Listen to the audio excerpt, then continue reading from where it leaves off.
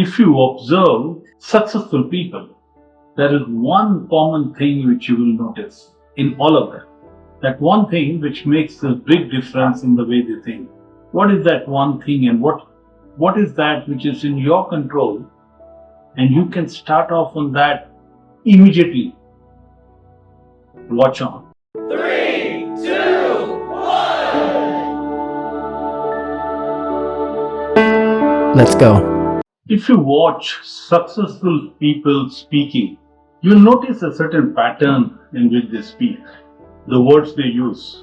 It could be people like Ratan Tata here, some of the US presidents like Obama, Clinton.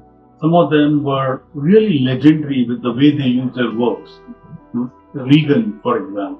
The choice of words, the choice of their vocabulary creates an environment full of positivity. There are 4 kinds of talks which they do.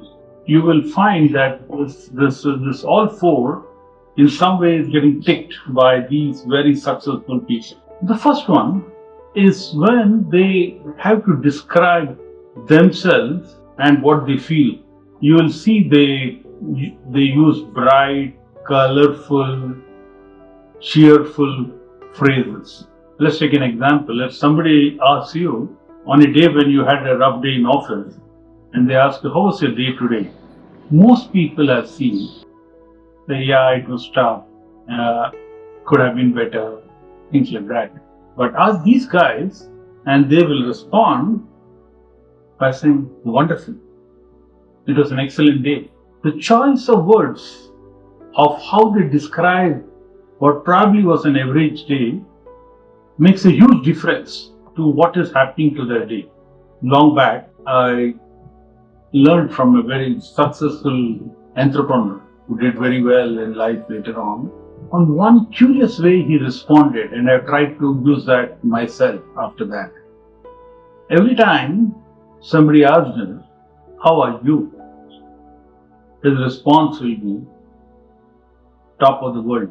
It doesn't mean he actually had a great day, but he is sending a message to himself and to the world around him that his day has been fantastic. Top of the world, I use it a lot now. So the first thing you notice in these people is how do they describe themselves and their lives and their day, their work.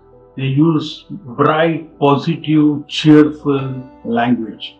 The second thing you notice in these successful people is how they also describe their friends or associates at work. Or they may be competitors. But how do they describe? What are the words they use? Average people, behind people's back, will say negative stuff. But these people you'll find always using very powerful, very positive words to describe others when they are not there.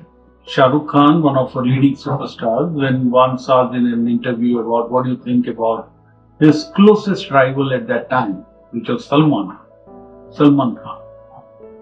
And he said, is one of the top actors of our time and he's a legend.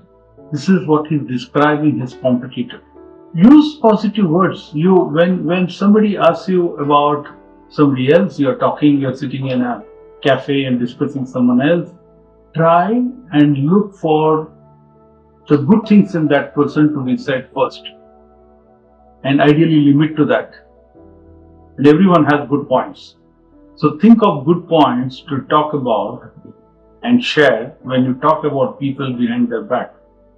Now, this is not always possible. Sometimes in your roles, you are expected to give feedback on a person, which is, if somebody is interviewing a person and they need a reference, you need to be giving the right feedback. Okay, or in an HR role or any other role, you need to give people who are looking for your feedback on a person before they hire. You need to be very clear and not hide things. But even there, you can be balanced.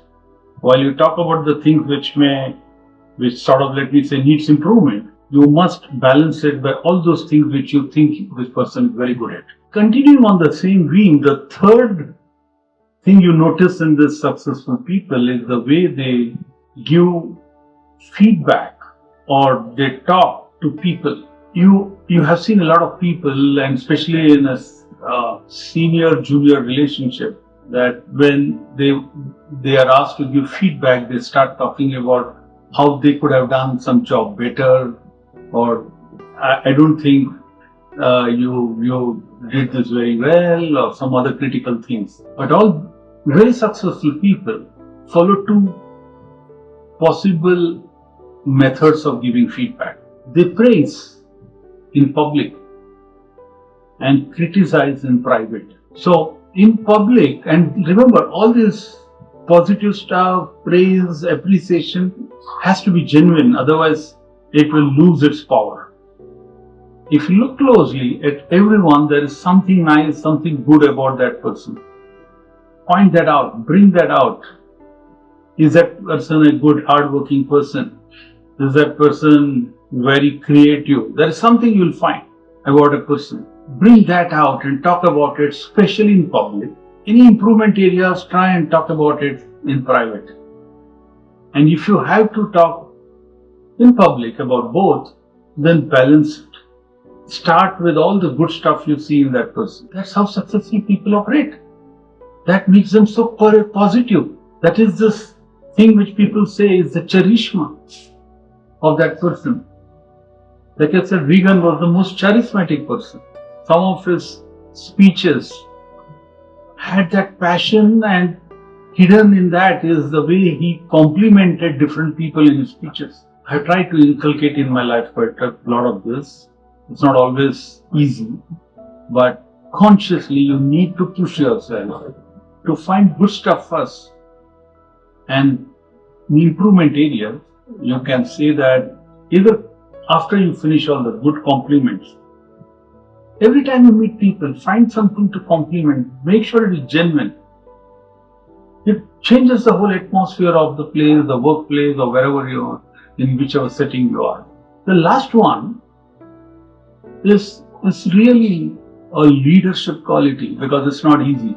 Watch the words they use when they have to communicate a tough decision. Okay, I'll give an example from a normal commercial business life. Okay, you have received a target for this year, which to you sounds tough. Okay, so one way is to go back to your team and crib and say, look, you know how these leadership management guys are. They're given us a target which seems almost impossible. But this is top down, they're not listening. So guys, let's go work hard and try and get it done. The message is so negative. It's so defeatist. Instead, like I have done many times, I go negotiate hard with my boss or against this target, saying that's too tough, I carry data to show, but sometimes you're not able to negotiate beyond a point. So there is a number you have to do. Now, when you come back and share with the team, there are different ways of sharing, and one of the best ways I've found is to say, look, we have quite a good challenging target this year, because the company believes this team is so good that we can do it. This kind of growth can be achieved only by this team, and we can do it. Let's do it. Let's do it. And I'm also trying to negotiate a good incentive program for that, or something like that. What you're doing is the same communication you have communicated in a very positive and very inspiring way. It gets positive action as a result. All four, if you notice, the common point is the use of the words and how it brings positivity, how it encourages enthusiasm, how it is inspiring to everyone, including yourself. It improves the energy levels of everybody whom you are interacting with, including yourself. This is very powerful. Try and understand this. And this is in your control. From tomorrow, just catch yourself saying negative things to anybody, be it yourself, be it behind somebody's back, be it to people you're talking to, Look at what they can appreciate in them instead of running them down.